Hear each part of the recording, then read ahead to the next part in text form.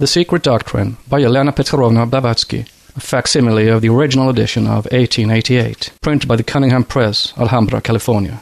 Volume 1, Cosmogenesis. Book 1, Part 3, Science and the Secret Doctrine Contrasted. Addenda to Book 1. Addenda Chapter 9, The Solar Theory. A short analysis of the compound and single elements of science as against the occult teachings. How far scientific is this theory as generally accepted? In his reply to Dr. Gall's attack on the theory of vitality, connected inseparably with the elements of the ancients in the occult philosophy, Professor Bale, the great physiologist, has a few words as suggestive as they are beautiful. Quote, "There is a mystery in life, a mystery which has never been fathomed, and which appears greater the more deep the phenomena of life are studied and contemplated. In living centers, far more central than the centers seen by the highest magnifying powers, in centers of living matter, where the eye cannot penetrate but towards which the understanding may tend, proceed changes of the nature of which the most advanced physicists and chemists fail to afford us the conception. Nor is there the slightest reason to think that the nature of these changes will ever be ascertained by physical investigation, inasmuch as they are certainly of an order or nature totally distinct from that to which any other phenomena known to us can be relegated." Unquote. This, quote, mystery, unquote, or the origin of the life essence, occultism locates in the same center as the nucleus of prima materia, for they are one, of our solar system. Quote, "The sun is the heart of the solar world system, and its brain is hidden behind the visible sun. From thence sensation is radiated into every nerve center of the great body, and the waves of the life essence flow into each artery and vein. The planets are its limbs and pulses." Unquote. It was stated elsewhere in The Theosophist that occult philosophy denies that the sun is a globe in combustion, but defines it simply as a world, a glowing sphere, the real sun being hidden behind, and the visible being only its reflection, its shell. The Nasmyth willow leaves, mistaken by Sir J. Herschel for solar inhabitants, are the reservoirs of solar vital energy, the vital electricity that feeds the whole system, the sun in abscondito being thus the storehouse of our little cosmos, self-generating its vital fluid, and ever receiving as much as it gives out, and the visible sun only a window cut into the real solar palace and presence, which reflects, however, faithfully the interior work. Thus, there is a regular circulation of the vital fluid throughout our system, on which the sun is the heart, the same as the circulation of the blood in the human body during the manvanteric solar period, or life, the sun contracting as rhythmically at every return of it as the human heart does.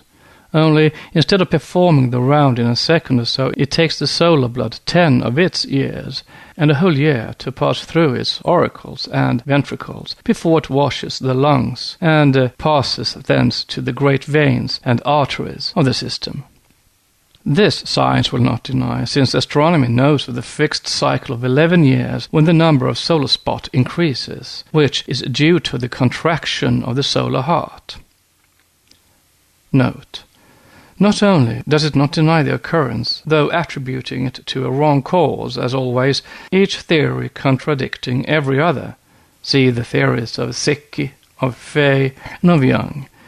The spot depending on the superficial accumulation of vapors cooler than the photosphere within brackets question mark, etc., etc. But we have men of science who astrologize upon the spots. Professor Jevons attributes all the great periodical commercial crises to the influence of the sunspots every 11th cyclic year. See his investigations into currency and finance. This is worthy of praise and encouragement, surely. End of note. The universe, our world in this case, breathes, just as man and every living creature, plant and even mineral does upon the earth, and as our globe itself breathes every 24 hours. The dark region is not due to the absorption exerted by the vapors issuing from the bosom of the sun and interposed between the observer and the photosphere, as Father Secchi would have it. See Le Soleil 2, page 184. Nor are the spots formed by the matter, heated gaseous matter, which the eruption projects upon the solar disk from the same source. It is similar to the regular and healthy pulsation of the heart as the life fluid passes through its hollow muscles. Could the human heart be made luminous and the living and throbbing organ be made visible so as to have it reflected upon a screen, such as used by the astronomers in their lectures, say for the moon, then everyone would see the sunspot phenomenon repeated every second due to its contraction and the rushing of the blood.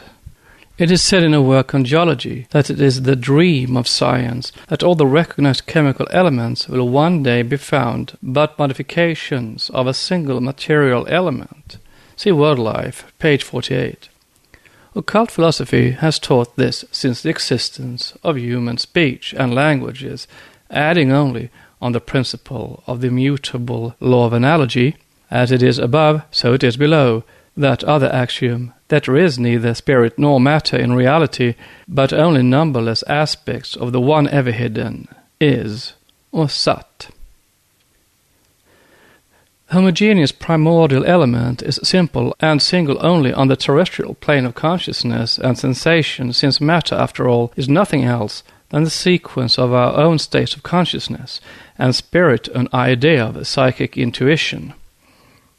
Even on the next higher plane, that single element, which is defined on our earth by current science as the ultimate undecomposable constituent of some kind of matter, would be pronounced in the world of a higher spiritual perception as something very complex indeed. Our purest water would be found to yield, instead of its two declared simple elements of oxygen and hydrogen, many other constituents undreamt of by our terrestrial modern chemistry. As in the realm of matter, so in the realm of spirit, the shadow of that which is cognized on the plane of objectivity exists on that of pure subjectivity. The speck of the perfectly homogeneous substance, the sarcode of the Herculean Monera, is now viewed as the archebiosis of terrestrial existence, Mr. Huxley's protoplasm. And Bathybius Herculi has to be traced to its pre-terrestrial archebiosis. Note on archebiosis and things. Unfortunately, as these pages are being written, the archebiosis of terrestrial existence has turned under a somewhat stricter chemical analysis into a simple precipitate of sulfate of lime, and from the scientific standpoint, not even an organic substance. 3 exclamation marks, and sic transit gloria mundi. End of note. This is first perceived by the astronomers at its third stage of evolution, and in the secondary creation, so-called. But the students of esoteric philosophy understand too well the secret meaning of the stanza. Brahma has essentially the aspect of Prakriti, both evolved and unevolved. Spirit, O twice born, initiate, is the leading aspect of Brahma. The next is a twofold aspect of Prakriti and Purusha, both evolved and unevolved, and time is the last. Anu is one of the names of Brahma, as distinct from Brahma, neuter, and it means atom, anyamsam anyamsam, the most atomic of the atomic, the immutable and imperishable, akyuta, Purushottama, unquote. Surely, then, the elements now known to us, be their number whatever it may, as they are understood and defined at present, are not, nor can they be, the primordial elements. Those were formed from the curds of the cold radiant mother, and the fire seed of the hot father, who are one, or to express it in the plainer language of modern science, those elements have their genesis in the depths of the primordial fire mast, the masses of incandescent vapor, of the irresolvable nebulae. For as Professor Newcomb shows in his Popular Astronomy on pages 444, resolvable nebulae are not a class of proper nebulae. More than half of those which were at first mistaken for nebulae, he thinks, are what he calls starry clusters. The elements now known have arrived at their state of permanency in this 4th round and 5th race. They have a short period of rest before they are propelled once more on their upward spiritual evolution, when the living fire of Orcus will dissociate the most irresolvable and scatter them into primordial one again. Meanwhile, the occultist goes further, as has been shown in the commentaries on the 7 stanzas. Hence he can hardly hope for any help of recognition from science, which will reject both his aniamsam aniasam, the absolutely spiritual atom, and his manasaputras, mind-born man. By resolving the single material element into one absolute irresolvable element, spirit or root matter, thus placing it at once outside the reach and province of physical philosophy, he has, of course, but little in common with the orthodox men of science. He maintains that spirit and matter are two facets of the unknowable unity. They are apparently contrasted aspects depending A, on the various degrees of differentiation of the latter, and B, on the grades of consciousness attained by man himself. This is, however, metaphysics, and has little to do with physics, however great in its own terrestrial limitation that physical philosophy may now be.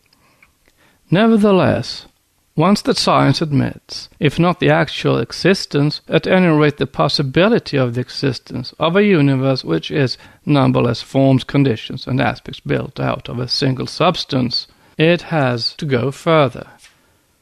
Note, in his World Life, page 48, in the appended footnote, Professor Winchell says, "It is generally admitted that at excessively high temperatures matter exists in a state of dissociation, that is, no chemical combination can exist, and would appeal to prove the unity of matter to the spectrum, in which every case of homogeneity will show a bright line, whereas in the case of several molecular arrangements existing in the nebula, say, or a star, the spectrum should consist of 2 or 3 bright lines." Unquote. This would be no proof either way to the physicist-occultist, who maintains that beyond a certain limit of visible matter, no spectrum, no telescope, and no microscope are of any use. The unity of matter, of that which is real cosmic matter to the alchemist, or Adam's earth, as the Kabbalists call it, can hardly be proved or disproved by either the French savant Dumas, who suggests the composite nature of the elements on certain relations of atomic weights, or even by Mr. Crookes' radiant matter, though his experiments may seem to be best understood on the hypothesis of the homogeneity of the elements of matter and the continuity of the states of matter, unquote. For all this does not go beyond material matter, so to say, even in what is shown by the spectrum, that modern, quote, eye of Shiva, unquote, of physical experiments. It is of this matter only that H. St. Clair de Vie could say that when bodies deemed to be simple combine with one another, they vanish. They are individually annihilated, simply because he could not follow those bodies in their further transformation in the world of spiritual cosmic matter. Verily, modern science will never be able to dig deep enough into the cosmological formations to find the roots of the world stuff of matter, unless she works on the same lines of thought as a medieval alchemist did. End of note. Unless it also admits the possibility of one element or the one life of the occultists. It will have to hang up that single substance, especially if limited to only the solar nebulae, like the coffin of Mahomet in mid-air, though minus the attractive magnet that sustains that coffin. Fortunately for the speculative physicists, if unable to state with any degree of precision what the nebula theory does imply, we have, thanks to Professor Winchell and several disagreeing astronomers, been able to learn what it does not imply. Vide supra. Note. See World Life, the same source. End of note. Unfortunately, this is far from clearing even the most simple of the problems that have vexed and still do vex the men of learning in their research after truth. We have to proceed with our inquiries, starting with the earliest hypotheses of modern science if we would discover where and why it sins. Perchance it may be found that Stahler is right, after all. that the blunders, contradictions, and fallacies made by the most eminent men of learning are simply due to their abnormal attitude. They are and want to remain materialistic quand même, and yet the general principles of the atomo-mechanical theory, the basis of modern physics, are substantially identical with the cardinal doctrines of ontological metaphysics. Thus, the fundamental errors of ontology have become apparent in proportion to the advance of physical science, unquote. See introduction, page 6, to Concepts of Modern Physics. Science is honeycombed with metaphysical conceptions, but the scientists will not admit the charge and fight desperately to put atomo-mechanical masks on purely incorporeal and spiritual laws of nature on our plane, refusing to admit their substantiality even on other planes, the bare existence of which they reject a priori. It is easy to show, however, how scientists, wedded to their materialistic views, have endeavored, ever since the day of Newton, to put false masks on fact and truth.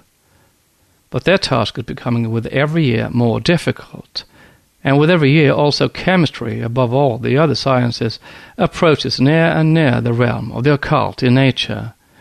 It is assimilating the very truths taught by the occult sciences for ages, but hitherto bitterly derided. Matter is eternal, says the esoteric doctrine, but the matter the occultists conceive of in its laya, or zero state, is not the matter of modern science, not even in its most rarefied gaseous state. Mr. Crookes' radiant matter would appear matter of the grossest kind in the realm of the beginnings, as it becomes pure spirit before it has returned back even to its first point of differentiation. Therefore, when the adept of alchemists adds that, though matter is eternal, for it is pradana, yet atoms are born at every new manvantara, or reconstruction of the universe, it is no such contradiction as a materialist who believes in nothing beyond the atom might think. There is a difference between manifested and unmanifested matter, between pradana, the beginningless and endless cause, and prakriti, or the manifested effect. Says the sloka, that which is the unevolved cause is empathically called by the most eminent sages pradana, original base, which is the subtile prakriti, meaning that which is eternal and which at once is and is not a mere process. Note, see Book 1, Chapter 2, Vishnu Purana, Fitz-Edward Hall's translation. End of note. That which in modern phraseology is respectively referred to as spirit and matter is one in eternity as the perpetual cause, and it is neither spirit nor matter, but it, rendered in Sanskrit tad, that. All that is, was, or will be, all that the imagination of man is capable of conceiving. Even the exoteric pantheism of Hinduism renders it as no monotheistic philosophy ever did, for in superb phraseology its cosmogony begins with the well-known words, there was neither day nor night, neither heaven nor earth, neither darkness nor light, and there was not aught else apprehensible by the senses or by the mental faculties. There was then one Brahma, essentially Prakriti, nature, and spirit. For the two aspects of Vishnu, which are other than his supreme essential aspect, are Prakriti and spirit, and Brahman.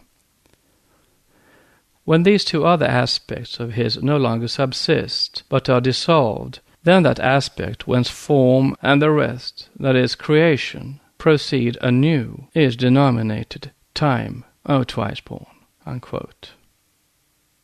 It is that which is dissolved, or the illusionary dual aspect of that, the essence of which is eternally one, that we call eternal matter or substance.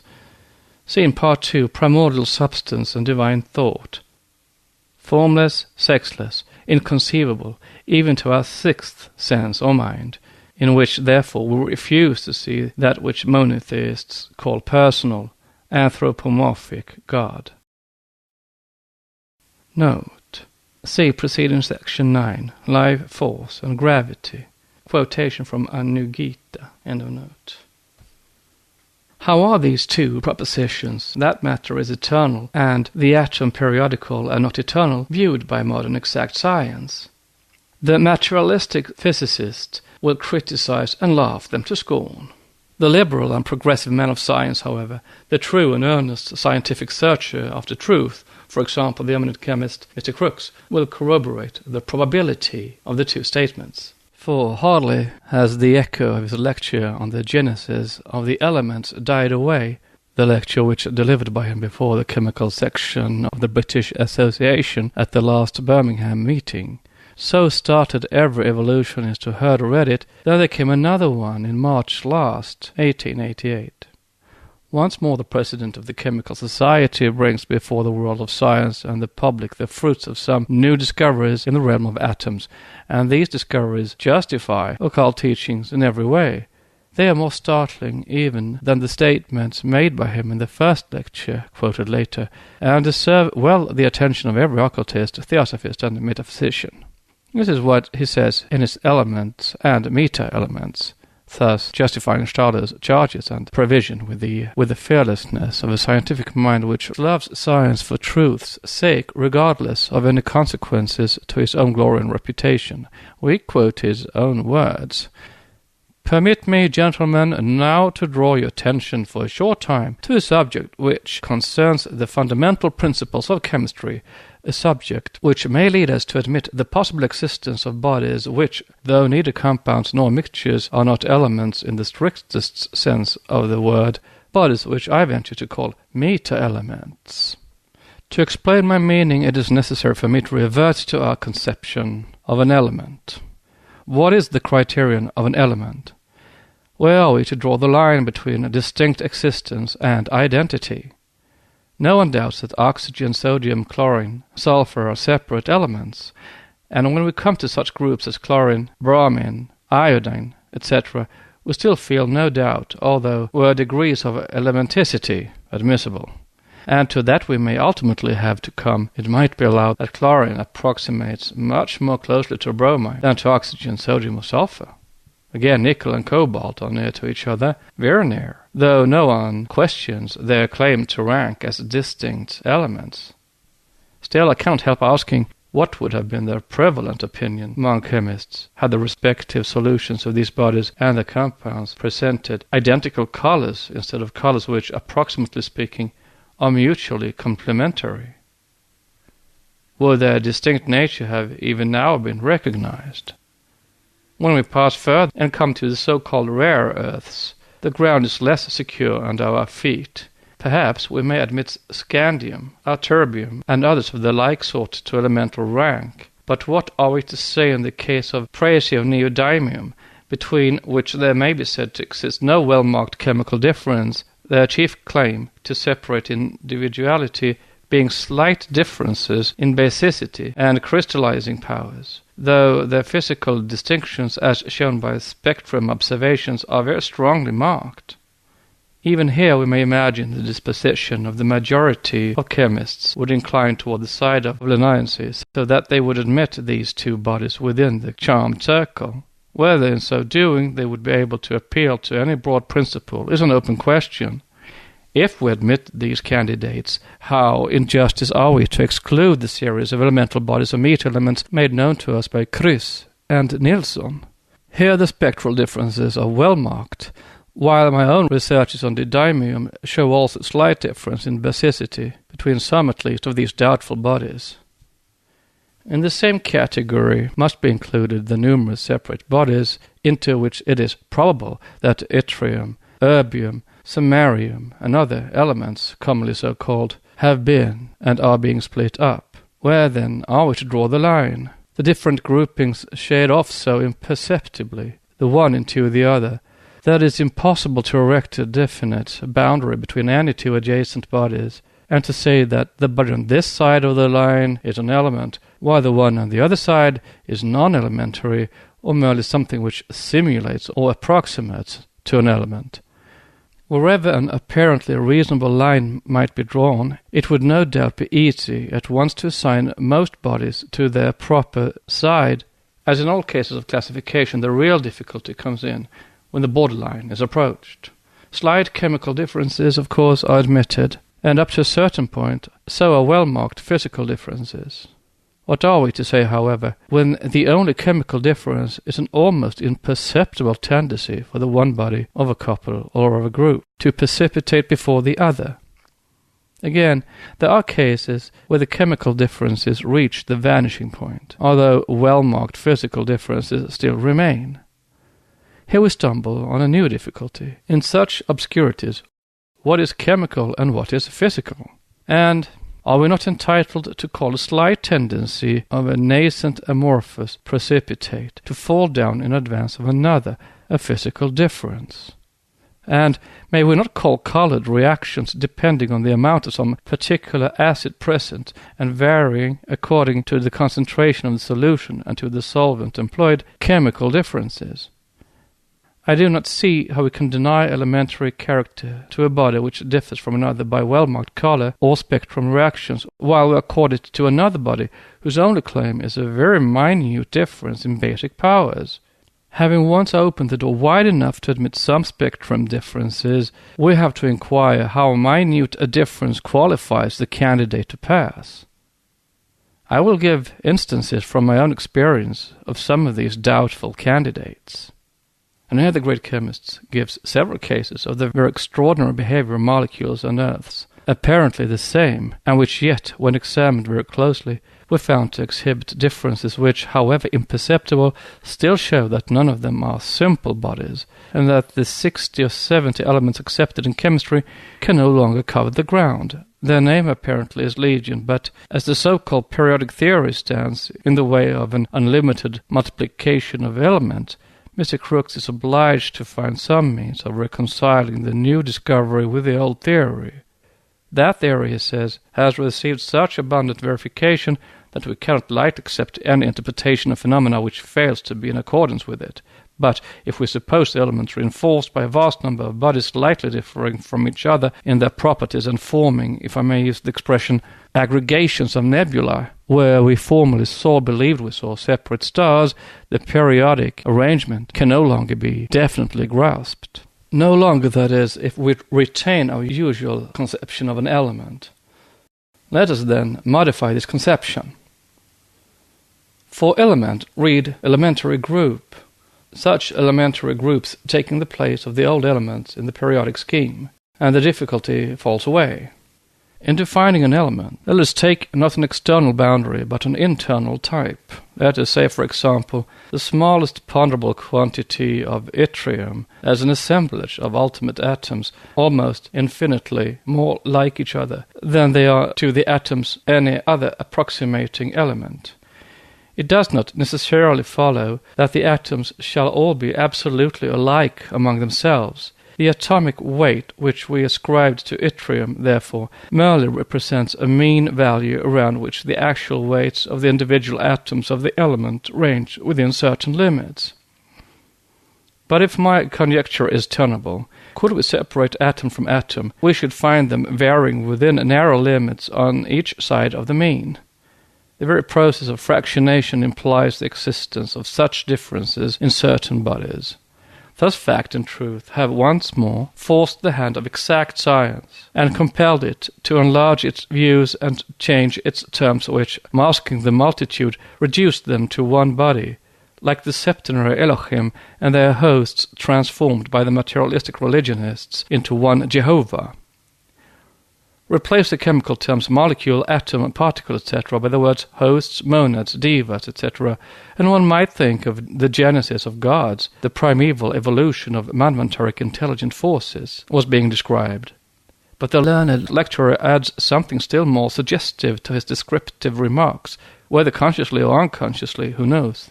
For he says the following, quote, until lately such bodies passed muster as elements. They had definite properties, chemical and physical. They had recognized atomic weights. If we take a pure dilute solution of such a body, yttrium for instance, and if we add to it an excess of strong ammonia, we obtain a precipitate which appears perfectly homogeneous. But if instead we add very dilute ammonia, in quantity sufficient only to precipitate 1/2 of the base present, we obtain no immediate precipitate. If we stir up the whole thoroughly, as to ensure a uniform mixture of the solution and the ammonia, and set the vessel aside for an hour, carefully excluding dust, we may still find the liquid clear and bright, without any vestige of turbidity. After 3 or 4 hours, however, an opalescence will declare itself, and the next morning a precipitate will have appeared. Now let us ask ourselves, what can be the meaning of this phenomenon? The quantity of precipitant added was insufficient to throw down more than half the yttria present. Therefore a process akin to selection has been going on for several hours. The precipitation has evidently not been effected at random. Those molecules of the base being decomposed which happened to come in contact with the corresponding molecule of ammonia, for we have taken care that the liquids should be uniformly mixed, so that the one molecule of the original salt would not be more exposed to decomposition than any other. If, further, we consider the time which elapses before the appearance of a precipitate, we cannot avoid coming to the conclusion that the action which has been going on for the first few hours is of a selective character. The problem is not why a precipitate is produced, but what determines or directs some atoms to fall down and others to remain in solution. Out of the multitude of atoms present, what power is it that directs each atom to choose the proper path? We may picture to ourselves some directive force, passing the atoms one by one in review, selecting one for precipitation and another for solution, till all have been adjusted." Unquote. Well may a man of science ask himself, what power is it that directs each atom, and what is it that its character should be selective? Theists would solve the question by answering God, and would solve nothing philosophically. Occultism answers on its own pantheistic grounds and refers the reader to a subsequent section, God, Monads, and Atoms. The learned lecturer sees in it that which is his chief concern, the finger-posts and the traces of a path which may lead to the discovery and the full and complete demonstration of a homogeneous element in nature. He remarks, quote, "In order that such a selection can be effected, there evidently must be some slight differences between which it is possible to select, and this difference almost certainly must be one of basicity, so slight as to be imperceptible by any test at present known, but susceptible of being nursed and encouraged to a point when the difference can be appreciated by ordinary tests." Unquote. Occultism, which knows of the existence and presence in nature of the one eternal element at the first differentiation of which the roots of the tree of life are periodically struck, needs no scientific proofs. It says ancient wisdom has solved the problem ages ago. Earnest as well as mocking reader, science is slowly but as surely approaching our domains of the occult. It is forced by its own discoveries to adopt nolens volens our phraseology and symbols. Chemical science is now compelled by the very force of things to accept even our illustration of the evolution of the gods and atoms, so suggestively and undeniably figured in the caduceus of Mercury, the god of wisdom, and in the allegorical language of the archaic sages. Says a commentary in the esoteric doctrine, "The trunk of the Ashvata, the tree of life and being, the rod of the caduceus, grows from and descends at every beginning, every new manvantara, from the 2 dark wings of the swan, Hansa, of life. The 2 serpents, the ever-living and its illusion, spirit and matter, whose 2 heads grow from the one head between the wings, descend along the trunk, interlaced in close embrace.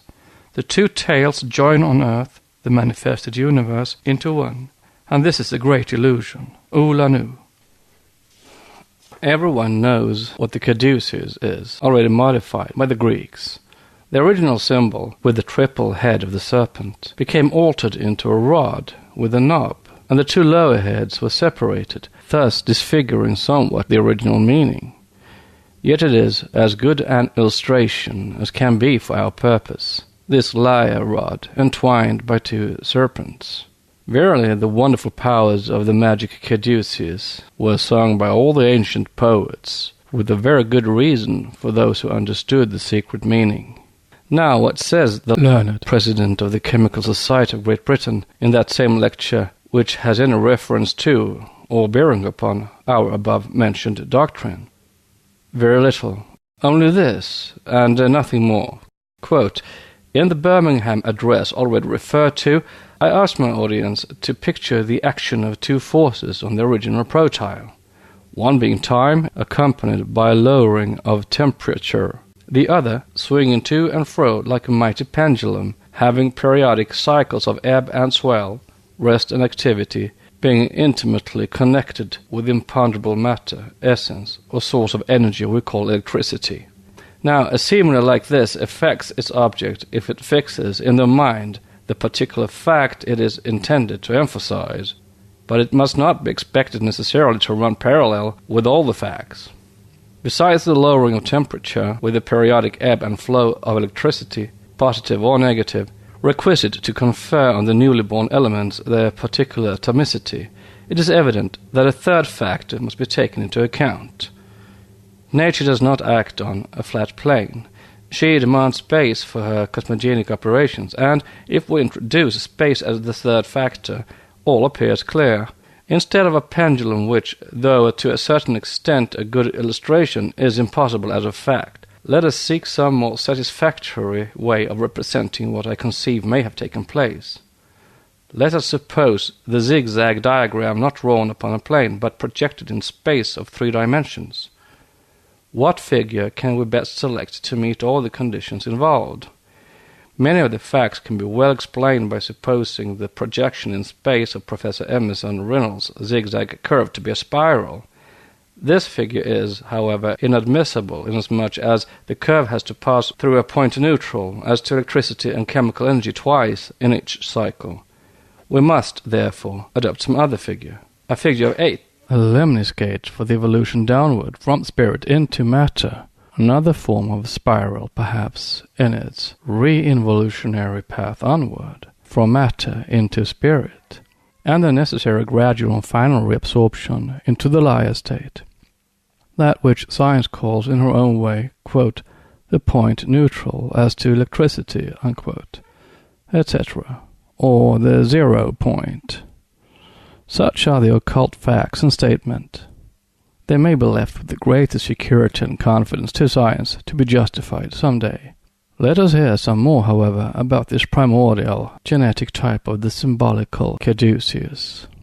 Quote, "Such a figure will result from 3 very simple simultaneous motions. First, a simple oscillation backwards and forwards, suppose east and west. Secondly, a simple oscillation at right angles to the former, suppose north and south, of half the periodic time, that is, twice as fast. And thirdly, a motion at right angles to these two, suppose downwards, which, in its simplest form, would be with unvarying velocity.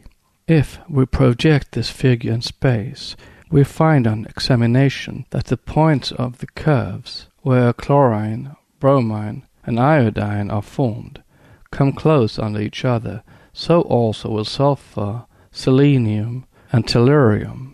Again, phosphorus, arsenic, and antimony. And in like manner, other series of analogous bodies. It may be asked whether this scheme explains how and why the elements appear in this order. Let us imagine a cyclical translation in space, each evolution witnessing the genesis of the group of elements which I previously represented as produced during one complete vibration of the pendulum.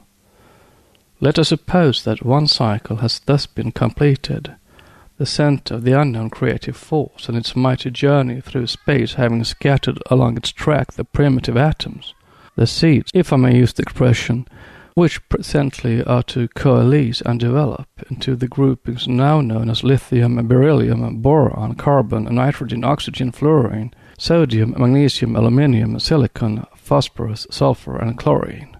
What is most probably the form of track now pursued? Were it strictly confined to the same plane of temperature and time, The next elementary groupings to appear would again have been those of lithium, and the original cycle would have been eternally repeated, producing again and again the same 14 elements. The conditions, however, are not quite the same. Space and electricity are as at first, but temperature has altered, and thus instead of the atoms of lithium being supplemented with atoms in all respects analogous with themselves, the atomic groupings which come into being when the second cycle commences form not lithium, but its lineal descendant, potassium. Suppose, therefore, the V generatics travelling to and fro in cycles along a lemniscate path, as above suggested, while simultaneously temperature is declining and time is flowing on. Variations which I have endeavoured to represent by the downward sink. Each coil of the lemniscate track crosses the same vertical line at lower and lower points. Projected in space, the curve shows a central line neutral as far as electricity is concerned, and neutral in chemical properties, positive electricity on the north, negative on the south. Dominant atomicities are governed by the distance east and west from the neutral central line, monatomic elements being one remove from it, diatomic 2 removes, and so on. In every successive coil, the same law holds good." Unquote. And, as if to prove the postulate of occult science and Hindu philosophy, that at the hour of the pralaya, the two aspects of the unknowable deity, the sworn in darkness, prakriti and purusha, nature or matter in all its forms and spirit, no longer subsist, but are absolutely dissolved, we learn the conclusive scientific opinion of the great English chemist, who caps his proof by saying, "We have now traced the formation of the chemical elements from knots and voids in a primitive, formless fluid. We have shown the possibility, nay, the probability, that the atoms are not eternal in existence, but share with all other created beings the attributes of decay and death." Occultism says amen to this, as the scientific quote, "possibility," unquote, and, quote, "probability," unquote, are for it facts demonstrated beyond the necessity of further proof or any extraneous physical evidence. Nevertheless, it repeats, with as much assurance as ever, matter is eternal, becoming atomic, its aspect only periodically. This is as sure as that the other proposition, which is almost unanimously accepted by astronomers and physicists, namely, that the wear and tear of the body of the universe is steadily going on, and that it will finally lead to the extinction of the solar fires and the destruction of the universe, is quite erroneous on the lines traced by men of science. There will be, as there ever were in time and eternity, periodical dissolutions of the manifested universe, but a partial pralaya after every day of Brahma, and b, an universal pralaya, the Mahapralaya, only after the lapse of every Brahma's age. But the scientific causes for such dissolution, as brought forward by exact science, have nothing to do with the true causes. However that may be, occultism is once more justified by science, for Mr. Crookes said, quote, "We have shown from arguments drawn from the chemical laboratory that in matter, which has responded to every test of an element, there are minute shades of difference which may admit of selection. We have seen that the time-honored distinction between elements and compounds no longer keeps pace with the developments of chemical science, but must be modified to include a vast array of intermediate bodies, meta-elements. We have shown how the objections of Clerk Maxwell, weighty as they are, may be met. And finally, we have adduced reasons for believing that primitive matter was formed by the act of generative force, throwing off at intervals of time atoms endowed with varying quantities of primitive forms of energy. If we may hazard any conjectures as to the source of energy embodied in a chemical atom, we may, I think, premise that the heat radiations propagated outwards through the ether from the ponderable matter of the universe by some process of nature not yet known to us are transformed at the confines of the universe into the primary, the essential, motions of chemical atoms which, the instant they are formed, gravitate inwards, and thus restore to the universe the energy which otherwise would be lost to it through radiant heat. If this conjecture be well founded, Sir William Thomson's startling prediction of the final decrepitude of the universe through the dissipation of its energy falls to the ground. In this fashion, gentlemen, it seems to me that the question of the elements may be provisionally treated. Our slender knowledge of these first mysteries is extending steadily, surely, though slowly." Unquote. By a strong and curious coincidence, even our septenary doctrine seems to force the hand of science. If we understand rightly, chemistry speaks of 14 groupings of primitive atoms: lithium, beryllium, boron, carbon, nitrogen, oxygen, fluorine, sodium, magnesium, aluminium, silicon, phosphorus, sulfur, and chlorine.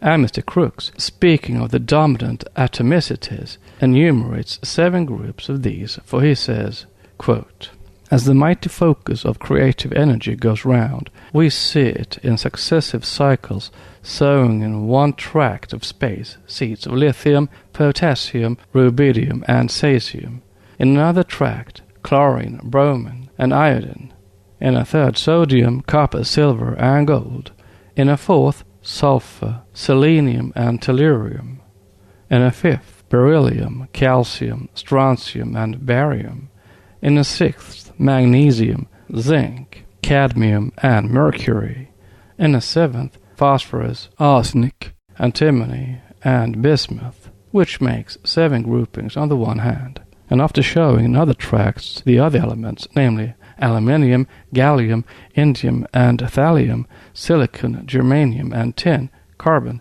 titanium, and syncodium."